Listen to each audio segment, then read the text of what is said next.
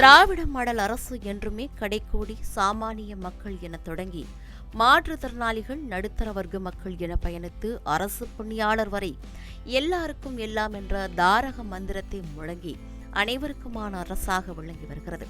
விவசாயம் முதல் விஞ்ஞானம் வரை என அனைத்து துறைகளிலும் சாதனைகளை படைத்து தமிழ்நாட்டை வளர்ச்சிப் பாதையை நோக்கி பயணிக்க வைக்கும் அரிய அற்புத அரசாணைகளை வெளியிட்டு ஆட்சி செய்து வருகிறது திராவிட மாடல் அரசு. சாமானியர்களாக சமூகத்தில் சங்கடங்களை சந்தித்துக் கொண்டிருந்த மகளிரும் அங்கீகாரம் படைத்தவர்களாக மாற வேண்டும் என மகளிர் உரிமைத் தொகை, மகளிர் விடியல் பயணம், மாணவர்களுக்கு காலை உணவு திட்டம், தமிழ் புதல்வன், நான் முதல்வன், புதுமை பெண், நடுத்தர வர்க்க மக்களுக்கு தொழில் தொடங்க மானியம், உதவித்தொகை என அரசின் அரிய திட்டங்களை அடுக்கிக் கொண்டே போகலாம். அந்த வரிசையில் அரசு பணியாளர்களுக்கும் இன்ப அதிர்ச்சி அளிக்கும் வண்ணம் இடம் பிடித்துள்ளது சமீபத்தில் மாண்புமிகு முதலமைச்சர் அவர்களால் வெளியிடப்பட்ட டாப்ஸ் என்று சொல்லக்கூடிய தமிழ்நாடு உறுதியளிக்கப்பட்ட புதிய ஓய்வூதிய திட்ட அரசாணை. ஆம், தான் மக்களுக்கு அளித்த வாக்குறுதியை நிறைவேற்றி ஜனவரி 3, 2026 அன்று தமிழ்நாடு உறுதியளிக்கப்பட்ட புதிய ஓய்வூதிய திட்டத்திற்கு ஒப்புதல் அளித்து அரசு பணியாளர்களை ஆச்சரியத்தில் ஆழ்த்தினார் மாண்புமிகு முதலமைச்சர் ஸ்டாலின் அவர்கள். கடந்த 2021ஆம் ஆண்டு திமுகவின் தேர்தல் அறிக்கையில் அதிமுக ஆட்சி காலத்தில் ரத்து செய்யப்பட்ட பழைய ஓய்வூதியம் குறித்து பரிசீலிக்க குழு அமைப்போம் என்றும் அந்த குழுவின் பரிந்துரையின் அடிப்படையில் ஓய்வூதிய திட்டம் நிறைவேற்றப்படும் என்றும் வாக்குறுதி அளிக்கப்பட்டது. அளிக்கப்பட்ட வாக்கின்படி அரசு பணியாளர்களின் 23 ஆண்டு கால கோரிக்கையாக இருந்த நீண்டகால கனவான புதிய ஓய்வூதிய திட்டம் நிறைவேற்றப்பட்டு பெரும் வரவேற்பை பெற்றிருக்கிறது. 2026ஆம் ஆண்டு புத்தாண்டிலே 3/1/2026 அன்று மாண்புமிகு தமிழ்நாட்டு முதலமைச்சர் அவர்கள் அரசு ஊழியர்கள், ஆசிரியர்கள், அரசு பணியாளர்களுடைய வாழ்விலே விடியலை ஏற்படுத்தக்கூடிய அற்புதமான ஒரு திட்டத்தை அறிவித்திருக்கிறார். தமிழ்நாடு அரசினுடைய உறுதியளிப்பு ஓய்வூதிய திட்டம் 23 ஆண்டு காலமாக எங்களுடைய கோரிக்கை, ஆசிரியர்கள், அரசு ஊழியர்கள், அரசு பணியாளர்களுக்கு வாழ்வாதார நம்பிக்கையை கொடுக்கக்கூடிய பழைய ஓய்வு திட்டம் வேண்டும் என்பது. கால் நூற்றாண்டு கால போராட்டத்திற்கு தமிழ்நாட்டுடைய முதலமைச்சர் அவர்கள் ஒரு முடிவினை ஏற்படுத்தி இருக்கிறார். தமிழ்நாட்டு மக்களுடைய வாழ்விலே, மகளிருடைய வாழ்விலே, மாணவர்களுடைய உயர்விலே விடியலை ஏற்படுத்திய மாண்புமிகு தமிழ்நாட்டு முதலமைச்சர் அவர்கள் ஆசிரியர்கள், அரசூழியருடைய வாழ்விலே விடியலை ஏற்படுத்தக்கூடிய வகையிலே பழைய ஓய்வூதிய திட்டத்திற்கு இணையான ஒரு திட்டத்தினை தமிழ்நாட்டிலே அறிமுகப்படுத்தி இருக்கிறார். அதிலும் குறிப்பாக நாங்கள் எதிர்பார்த்ததற்கு மேலாக 50% ஓய்வூதியம், கடைசியாக நாங்கள் பெறக்கூடிய ஊதியத்திலே 50% ஓய்வூதியமாக வழங்குவதான அறிவிப்பினை வெளியிட்டிருக்கிறார். அதே போல ஒரு அரசு ஊழியர், ஆசிரியர் பென்ஷன் பெறுபவர் இறந்துவிட்டால் அவர் வாங்கிய பென்ஷன் தொகையிலே 60% அவர்களுடைய குடும்பத்துக்கு வழங்கக்கூடிய குடும்ப ஓய்வூதியமாக வழங்கப்படும் என்று அறிவித்திருக்கிறார். அனைத்திற்கும் மேலாக இந்த ஓய்வூதியத்திற்கு அகவிலைப்படி உயர்வும் சேர்த்து வழங்கப்படும், ஆண்டுக்கு 2 முறை என்ற அறிவிப்பினை வெளியிட்டிருக்கிறார்கள். 2003ஆம் ஆண்டு முதல் 2025ஆம் ஆண்டு இறுதி வரை இந்த அரசாணை வெளிவரும் வரை பணியில் இருந்து ஓய்வு பெற்றவர்கள், புதிய ஓய்வு திட்டத்திலே இறந்தவர்கள் 48,000 பேர் இருக்கிறார்கள். அவர்களுக்கு இந்த அரசு என்ன செய்ய போகிறது என்று எதிர்பார்த்தோம். மாண்புமிகு தமிழ்நாட்டுடைய முதலமைச்சர் அவர்கள் மிக அற்புதமாக அவர்களுக்கும் ஒரு ஓய்வூதியத்தை நாங்கள் நிச்சயமாக வழங்குவோம் என்ற உறுதியினை அளித்திருக்கிறார். இறப்பு பணிக்கையாக 25 லட்சம், பழைய ஓய்வு திட்டத்திற்கு இணையாக பல்வேறு நலன்களை உள்ளடக்கிய இந்த ஓய்வூதிய திட்டத்தை ஜாக்டோஜியோ பேரமைப்பின் சார்பாகவும், டிட்டோஜாக் பேரமைப்பின் சார்பாகவும், தமிழக ஆசிரியர் கூட்டணியின் சார்பாகவும் வரவேற்று பெருமகிழ்ச்சி அடைகிறோம். 22 ஆண்டுகள் எதிர்பார்ப்பு, 22 ஆண்டுகளாக நாங்கள் எங்கள் வாழ்வாதாரம் எதிர்காலத்திலே மீட்கப்படுமா என்ற ஒரு கேள்விக்கான பதில், எப்படியாவது இவர் ஆட்சியில் பெறவில்லை என்று சொன்னால் வாழ்நாள் முழுக்க எங்களுக்கு ஓய்வூதியம் கிடைக்காது என்ற எங்களுடைய எண்ணங்களை பூர்த்தி செய்யக்கூடிய வகையில் மாண்புமிகு தமிழ்நாடு முதலமைச்சர் இந்திய ஒன்றியங்களிலே முதன்மை முதலமைச்சராக தனக்கென்று ஒரு தனி பாணியில் இயங்கிக் கொண்டிருக்கிற முத்தான முதலமைச்சர் அவர்கள் இன்றைக்கு 6.5 லட்சம் ஆசிரியர் அரசு ஊழியர் குடும்பங்களின் 22 ஆண்டுகால வேட்கையை தணித்திருக்கிறார். தமிழ்நாடு உறுதியளிக்கப்பட்ட ஓய்வூதிய திட்டத்தை அமல்படுத்தி இந்தியாவிற்கே முன்னுதாரணமாக இன்று திகழ்ந்து கொண்டிருக்கிறார். முதலிலே அவருக்கு ஒரு ஓய்வூதியத்தை எதிர்பார்த்து காத்து கொண்டிருந்த ஆசிரியராக சிபிஎஸ் திட்டத்திலே பணியிலே சேர்ந்து எனக்கு ஓய்வூதியம் கிடைக்காதா என்ற ஏக்கத்திலே இருந்த எனக்கு ஓய்வூதியத்தை கொடுத்திருக்கக்கூடிய மாண்புமிகு முதலமைச்சர் அவர்களால் வாழ்வு பெற்றிருக்கிற ஒரு ஆசிரியராக ஓய்வூதியம் அறிவித்திருக்கிற அந்த ஆசிரியர்களை கொண்ட ஆசிரியர் சங்க தலைவராக எனது பணிவான வணக்கத்தையும் நன்றியும் நான் முதலில் தெரிவித்துக் கொள்கிறேன். 2004 அம்மையார் ஆட்சி காலத்திலே 3000 ரூபாய், 4000 ரூபாய், 4500 ரூபாய் என்று தொகுப்பூதியத்திலே ஆசிரியர்கள் நியமிக்கப்பட்டார்கள். அதோடு மட்டுமல்லாமல் இனி வருங்காலங்களிலே ஆசிரியர் நியமனங்கள் என்பது முதல் 5 ஆண்டுகளுக்கு தொகுப்பூதிய முறையிலே இருக்கும். அதாவது 5 வருஷம் தொகுப்பூதியத்தில் வேலை பார்க்கணும். அதுக்கப்புறம் அந்த டிபார்ட்மெண்ட்டில் உங்கள் மேலே ஒரு நல்ல ஒப்பீனியன் கொடுக்கணும்.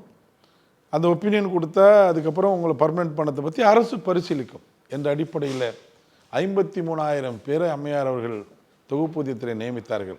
பல முறை அவரை தொடர்பு கொண்டும் கூட எங்களுடைய கோரிக்கைகள் நிறைவேற்றப்படாமல் நாங்கள் அப்போ ஓய்வூதியத்தை பற்றிலாம் எங்களுக்கு சிந்திக்கவே முடியாது. ஏன்னா இப்போ வேலையே பர்மனெண்ட் இல்லை. அந்த சூழ்நிலையில் நாங்கள் இருந்தபோது துணிவோடு ஒரு முடிவெடுத்தோம்.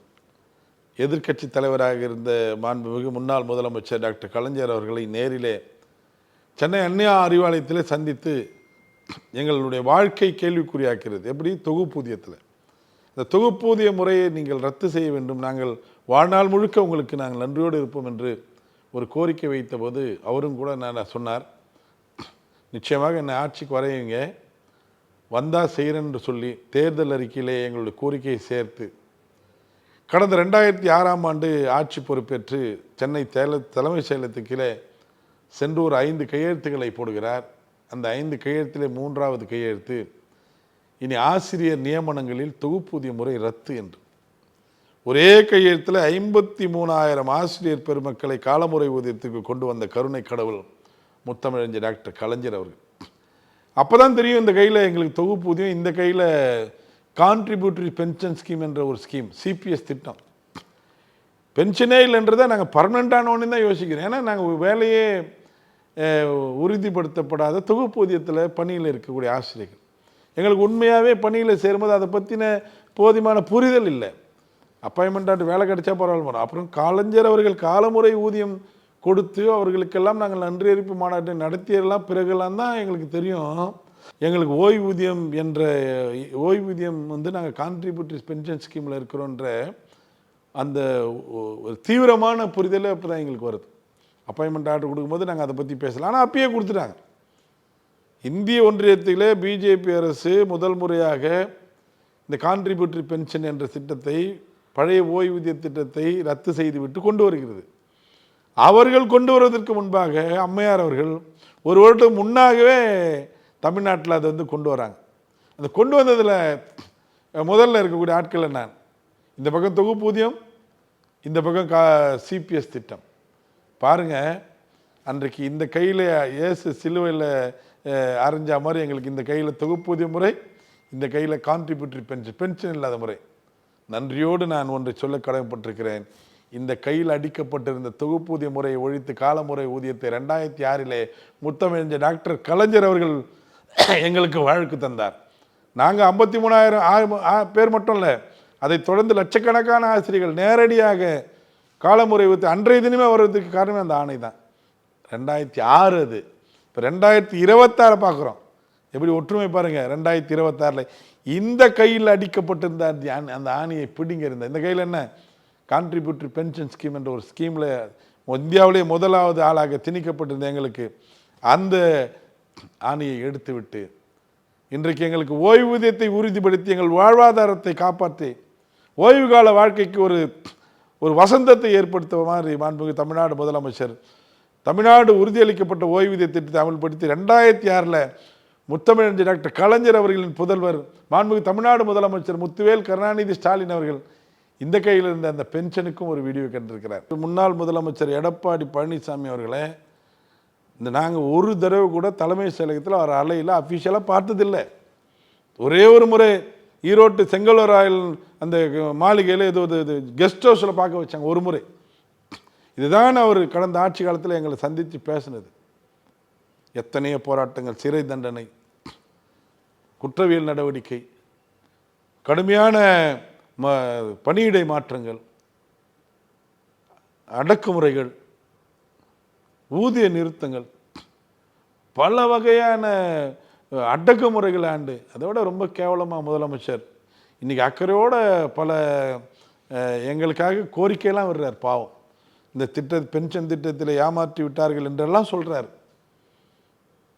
இன்னைக்கு சம வேலைக்கு சம ஊதியம்னு கூட ஒரு கோரிக்கையெல்லாம் வைக்கிறார். ஐயா, மாண்புமிகு முதலமைச்சர், முன்னாள் முதலமைச்சர் எடப்பாடி அவர்களே, யார் வேணாலும் பேசிட்டான், நீங்கள் பேசும்போது கொஞ்சம் மனசாட்சியை தொட்டு பேசணும் இல்லையா? உங்கள் ஆட்சியில் எந்த அளவுக்கு எங்களை கேவலமாக நடத்துனீங்க? ஏதாச்சும் ஒரு கோரிக்கையை நிறைவேற்றினீங்களா? ஊதிய குழு மாற்றங்களை கூட நாங்கள் நீதிமன்றத்திற்கு தானே சென்று ஜாக்டோஜியோ பேரமைப்பு பெற்றோம். குறைந்தபட்ச மரியாதை எங்களுக்கு அளிச்சிங்களா? எங்களை உட்கார வச்சு பேசுனீங்களா?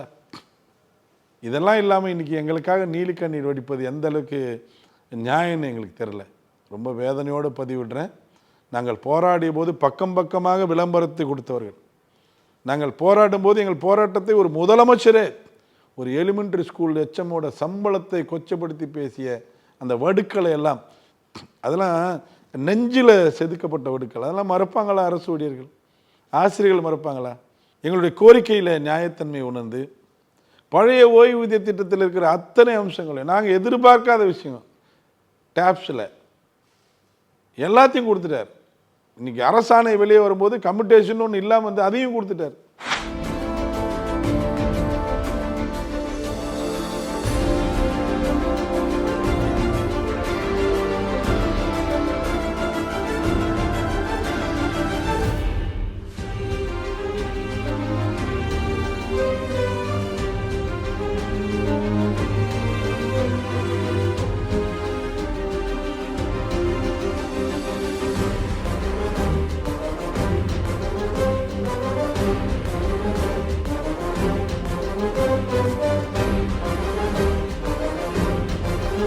ஓபிஎஸ் என்று சொல்லப்பட்ட பழைய ஓய்வூதிய திட்டம் கடந்த 2003ஆம் ஆண்டு அப்போதைய வாஜ்பாய் தலைமையிலான ஒன்றிய பாஜக அரசு தேசிய ஓய்வூதிய திட்டம் என்பிஎஸ் என்று அதனை மாற்றி கொண்டு வந்தது.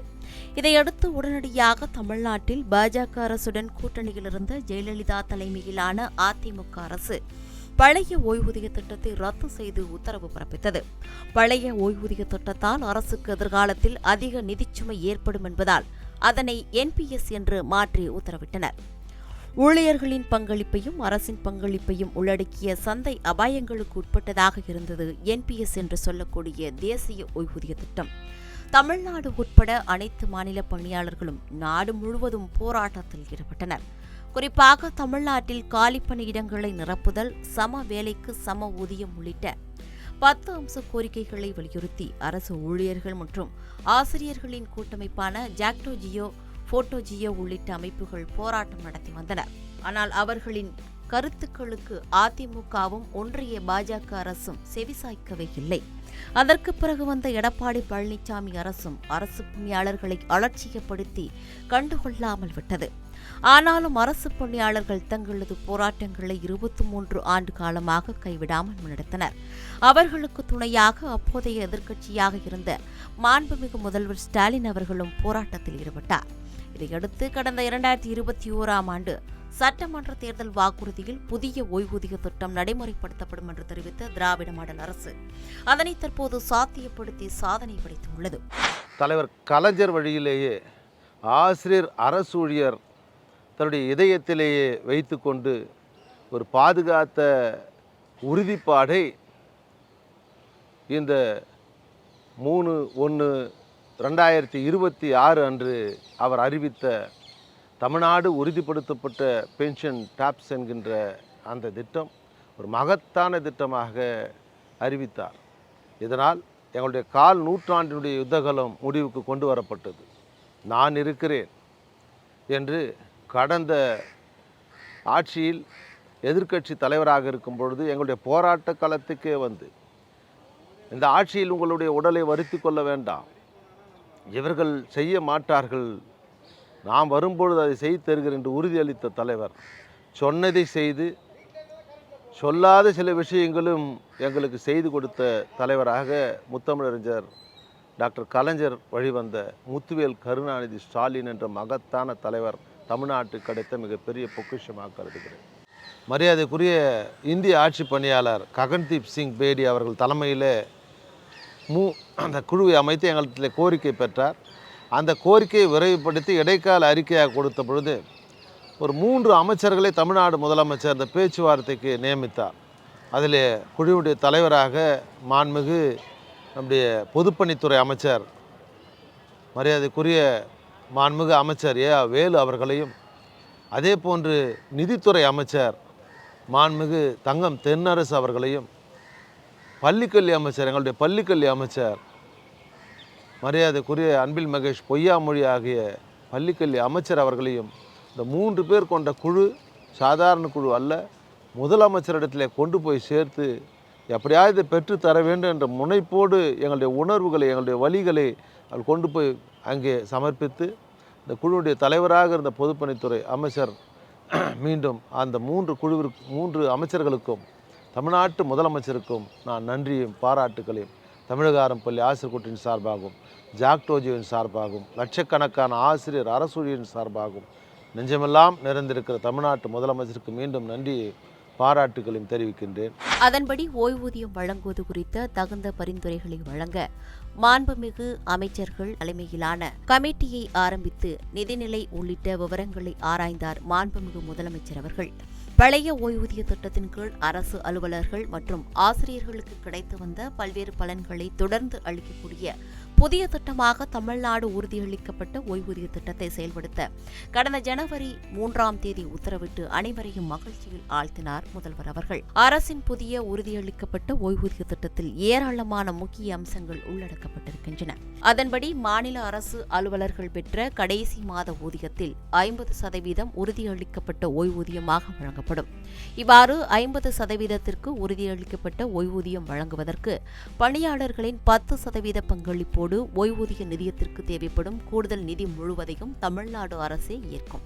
50% உறுதியளிக்கப்பட்ட ஓய்வூதியம் பெறும் ஓய்வூதியதாரர்களுக்கு ஆண்டுதோறும் 6 மாதத்திற்கு ஒருமுறை அரசு அலுவலர்களுக்கு வழங்கப்படுவதற்கு இணையான அகவிலைப்படி உயர்வு அளிக்கப்படும். ஓய்வூதியதாரர் இறந்துவிட்டால் அவர் ஏற்கனவே பரிந்துரைத்த குடும்ப உறுப்பினர்களுக்கு அவர் பெற்று வந்த ஓய்வூதியத்தில் 60% குடும்ப ஓய்வூதியமாக வழங்கப்படும்.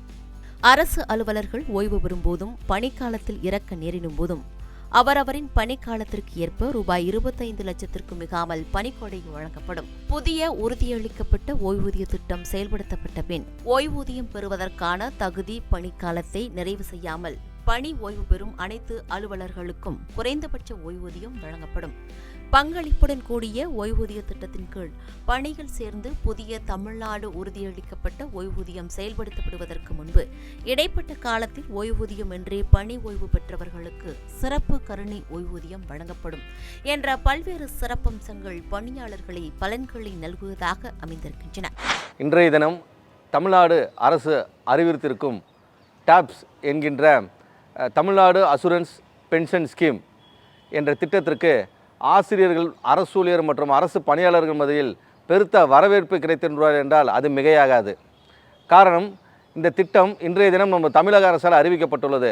இந்த திட்டத்திற்கான காரணம், இது யாருமே எதிர்பார்க்காத திட்டம். காரணம் என்ன என்றால், ஆளுகின்ற மத்திய அரசு இந்த ஓய்வூதிய திட்டமானது சாத்தியக்கூறே கிடையாது என்று கூறிய திட்டம்.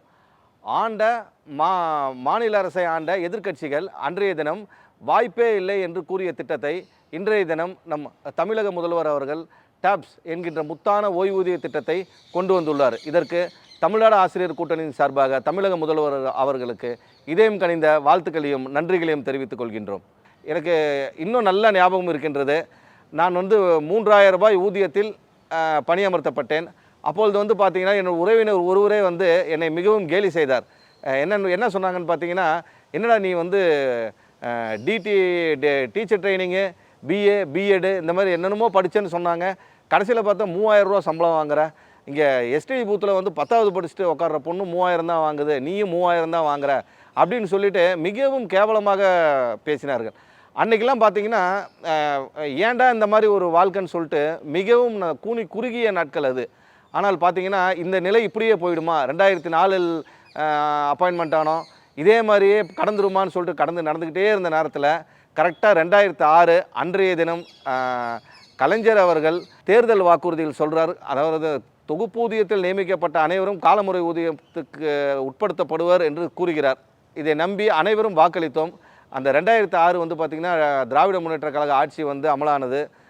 அப்போ பார்த்தீங்கன்னா எல்லாருமே சொன்னாங்க, கலைஞர் வந்து நிதி சுமை, இன்றைய மாதிரி தான் அன்றைய நிதி சுமை என்ற அரசுக்கு எந்த அரசு ஆண்டாலும் நிதி சுமை என்பது தொடர்ச்சி தான். எப்பயுமே வந்து அரசு வந்து நிதி மிகை என்று இதுவரைக்கும் வந்து இந்தியாவில் உள்ள எந்த மாநிலமும் சொல்லி கேள்விப்பட்டதில்லை. அன்றும் கடுமையான நிதி சுமை, ஆனால் கண்டிப்பாக வந்து அறிவிக்க மாட்டாங்கன்னு சொன்னாங்க. இதே மாதிரி உட்காந்து குடும்பத்தோடு உட்காந்து டிவி பார்க்குறப்ப கீழே ரிப்பன் செய்தி போகுது, தொகுப்பூதியத்தில் நியமிக்கப்பட்ட அனைத்து ஆசிரியர்களும் காலமுறை ஊதியத்தில் உட்படுத்தப்படுகிறார்கள் அப்படின்னு சொல்லி கீழே ரிப்பன் செய்தி போகுது. உண்மையிலே வந்து மனசார சொல்கிறேன் சார், அன்னைக்கு வந்து அப்படியே கண்ணில் இருந்து அந்த ஆனந்த கண்ணீர்னு சொல்கிறாங்க பார்த்தீங்களா, அந்த ஆனந்த கண்ணீர் வந்து நம்ம வந்து சும்மா படிச்சிருப்போம், அதை வந்து உணர்வாக வந்து உணர்ந்திருக்க மாட்டோம். அந்த அன்னைக்கு அந்த நேரத்தில் என் கண்களில் வந்து என்னை அறியாமல் கண்களில் வந்து மாலை மாலையாக தண்ணி ஊற்றுது. ஏன்னா நான் பட்ட அவமானங்கள் அத்தனை, புரியுதுங்களா? உண்மையிலே இங்கே வந்து ஆசிரியர் சங்கங்களை வந்து கையெடுத்து கும்பிடணும், அதே மாதிரி எங்களுக்கு முன்னோர்களையும் கையெடுத்து கும்பிடணும். காரணம் என்னன்னு பார்த்தீங்கன்னா, அன்னைக்கு இந்த 2003-4 கட்டங்களில் வந்து இந்த திட்டம் அறிவிக்கிறப்ப டெஸ்மாவில் வந்து நிறைய பேர் அன்றைக்கி தினம் வந்து இன்றைக்கு ஓய்வு பெற்றுட்டாங்க, போராடுறாங்க. 3 வருஷம் வேலை இல்லாமல் சுப்ரீம் கோர்ட் ஆர்டர் போட்டு வந்தவங்களாக இருக்காங்க. இன்றைக்கி அவங்க எல்லாருக்குமே வந்து இன்றைய தினம் வந்து நினைவு கூறுறேன், அவங்க எல்லோரும் நினைவு கூறுறேன். எங்களுக்கு பணம் என்ன, அப்புறமா பார்த்திங்கன்னா தொடர் போராட்டங்கள் மூலிமா எங்களுக்கு அக்கௌண்ட் ஸ்லிப் என்று ஒன்று கொடுத்தார்கள். இன்று வரைக்கும் பார்த்திங்கன்னா எங்கள் அக்கௌண்ட்டில் வந்து லட்சக்கணக்கான பணம் இருக்குதுன்னு சொல்லலாம், ஆனால் பார்த்திங்கன்னா எல்லாமே பேப்பரில் தான் இருக்குது. இது வரைக்கும் நாங்கள் லோன் எடுக்க முடியல, ஒன்றும் பண்ண முடியல. ரிட்டையர்ட் ஆனால் அந்த பணத்தை அப்படியே போட்டு கொடுத்துட்றாங்க, ஒரு பென்ஷனுன்னு ஒன்று இல்லை. ஆனால் பார்த்திங்கன்னா அனைவராலும், அதாவது பெரிய பெரிய வல்லுநர்கள் இன்றைக்கி வந்து கணக்கு போட்டு சொல்லலாம், அறிவித்ததுக்கப்புறம் கணக்கு போடலாம், கோடி வருதுன்னு சொல்லிட்டு. ஆனால் எங்களை தெருக்கோடியில் நிற்க வச்ச ஆட்சியாளர்கள் மத்தியில் இன்றைக்கி அந்த கோடிகளை புறந்தள்ளி தலை நிமிர்ந்து நடக்கிற மாதிரி உனக்கு பென்ஷன் இருக்குது. பென்ஷன் சும்மா கிடையாதுங்க. அன்றைக்கி ரிட்டையர்மெண்ட் ஆனதில் 50% ப்ளஸ் டிஏ. அப்புறம் நீங்கள் ஒரு இயற்கை சூழலில் இறந்து போயிட்டீங்கன்னா உங்களுக்கு ஓய்வூதியம் 60%. அடுத்தபடியாக பார்த்தீங்கன்னா டிசிஆர்ஜி கொடுக்குறாங்க.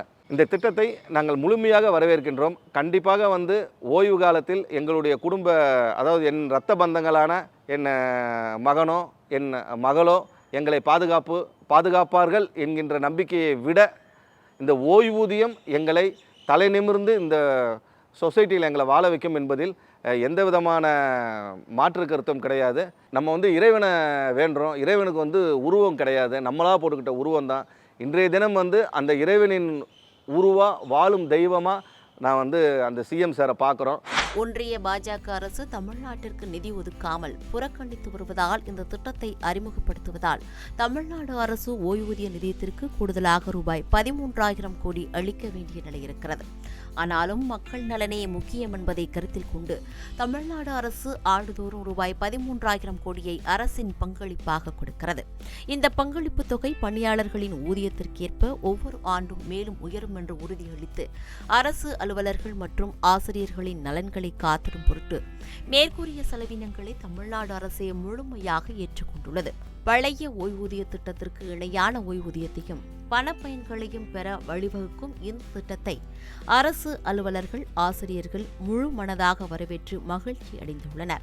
இதனைத் தொடர்ந்து ஜனவரி 10 தமிழ்நாடு உறுதியளிக்கப்பட்ட ஓய்வூதிய திட்டத்துக்கான அரசாணையை வெளியிட்டு இவ்வாண்டிலிருந்து நடைமுறைப்படுத்தியுள்ளார் தமிழ்நாடு முதலமைச்சர் அவர்கள். தமிழ்நாடு அரசின் இந்த அறிவிப்பிற்கு அரசு பணியாளர் சங்கத்தினர் மத்தியில் மிகப்பெரிய வரவேற்பு கிடைத்திருக்கிறது என்றால் அது திராவிட மாடல் ஆட்சியின் கீழ் அதற்கு கிடைத்த வெற்றியாகவே பார்க்கப்படுகிறது.